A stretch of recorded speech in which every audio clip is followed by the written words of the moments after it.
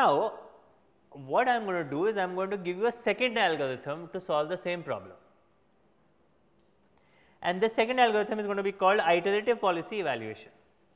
And the reason I am giving you this algorithm, because it will build towards what I want to get to, which is the value iteration algorithm. So, same problem, I have also computed value of goal to be 0, value of S1 to be 1 in this case, but I have a problem in computing value of S0 and value of S2. I know that value of S2 is determined by 3.7 plus 0.3 times V pi of S0. I know that value of S0 is determined by 4.4 plus 0.4 times V pi of S2.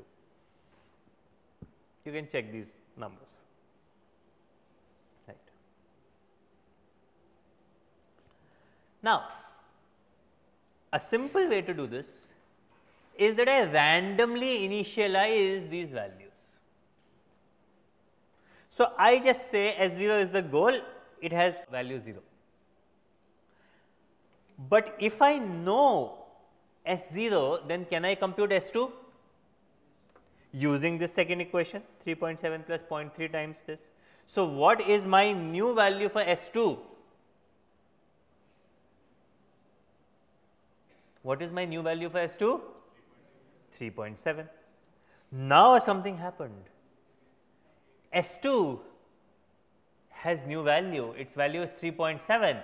So, that changes the value of S0. What is the new value of S0? Something 4.4 plus 0.4 times 3.7, which is 5.88.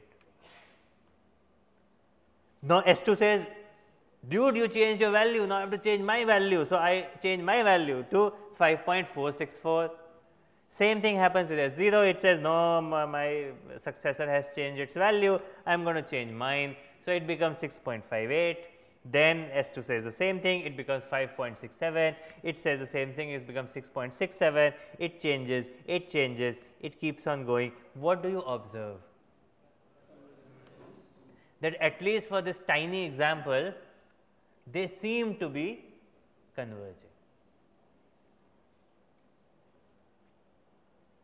And in fact, you can prove that they will converge under some assumptions which we are not going to talk about. The assumption is that everything should be well formed, every value function should be well formed, and what does that mean? We will leave it to an advanced course. This algorithm is going to be called iterative policy evaluation. It basically says that if I want to compute the system of equations which are given in this box, I will randomly initialize them and approximate them by V pi of 0. And in fact, if I am given an approximation V pi n minus 1, which is n minus 1th approximation for the V pi function, then in the right hand side I will use the previous approximation and I will compute the new approximation V pi n, and this n sort of denotes the number of approximation. Just to clarify, it is the same equation, but on the right hand side I use the n minus 1th approximation, on the left hand side I compute the nth approximation. And this algorithm would be called the iterative refinement version of computing the system of equations. You can call it iterative policy evaluation. So, this is it. So, this is your pseudocode. Let us work with this together, so that we are in it, we understand this. So, there is one assumption which I was trying to hide under the rug, but I will just quickly say the assumption is that your policy pi is proper. Proper means that eventually you will reach the goal with from every state. If that does not happen, think about what happens. So, with 0.2 probability I do not reach the goal starting in state S, then what happens? Its V pi becomes infinite. Its V pi becomes infinite, because it becomes 0.2 times infinity plus 0.8 times some finite cost, and that we do not like. So, we will assume that my policy pi is proper. That means that from every state I will finally reach the goal. I do not know in how many steps, but I will finally reach the goal in definite horizon. So, in that assumption this algorithm works. It basically says you can initialize V0 pi arbitrarily, finitely. Just don't do infinity minus infinity. You can do it all zeros, all twos, all 55, all some 1, some minus 1, some 35, some minus 35. It does not matter. The algorithm is so robust that you can give it any initialization and it will work. Make sure the goals are 0. Don't mess with the goals. So, value of goal is 0, everything else you can initialize as you want. Then what you do is you repeat the following steps. In every iteration n, for every state you use, so this is iteration n, for every state you compute the new approximation using the equation that we described earlier in the last slide. So, here I will be using the n minus 1th approximation and I will be computing the nth approximation. Now, when I do this, I maintain a previous set of values and I maintain the new set of values. Such an algorithm is called, does somebody know what kind of an algorithm it is? It is a dynamic programming algorithm. Very good. Now, you will think about where is the repeated computation and so on. I will let you think about it. So, it is a dynamic programming algorithm.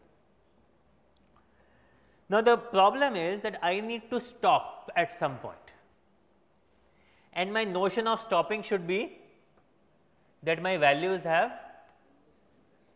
converged. What do you mean by values converged in this case? So, what do we want? We want the nth approximation to be very close to the n minus 1th approximation for every state, not just for me, but for every state. In fact, think about it. If it is not true for every state, if it is not true even for one state, then it is possible that its predecessor will suddenly change its value in the next iteration significantly. So, we want this to happen for every state. So, we will also compute a phenomenon called residual.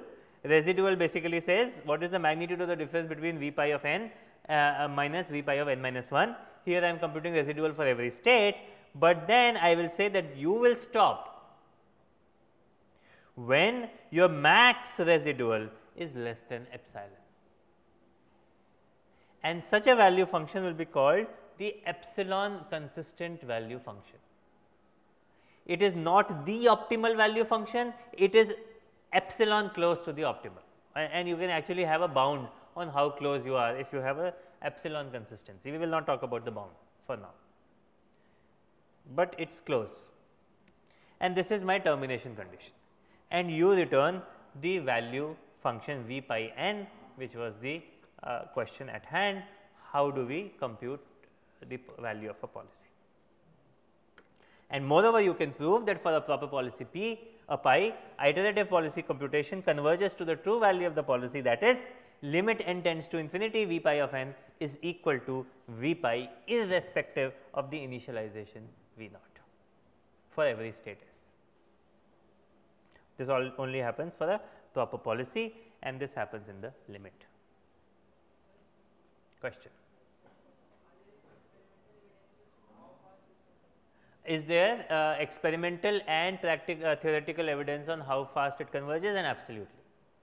And you can say that the number of iterations you will take will be polynomial in epsilon 1 over 1 minus gamma and s. Okay. So, you can there is a huge theory on this. Right. This model came out in the 50s. Okay. So, we are really we are really behind in our understanding of the world, right. So, after 50s lots of things have happened. Now, I want to take the leap, and the leap is we only started with a brute force algorithm, right. The brute force algorithm we started with was that you start with you enumerate all policies pi, and then you evaluate the policy of the pi and then pick the best. Now, we have solved the brute force problem, because now we know how to evaluate a given policy, but that is not sufficient for us. right, because we cannot enumerate an exponential number of policies, that is just not going to happen. So, what we will do is we will take this intuition of iterative policy evaluation and convert it into an algorithm called the value iteration algorithm, which would go beyond the brute force.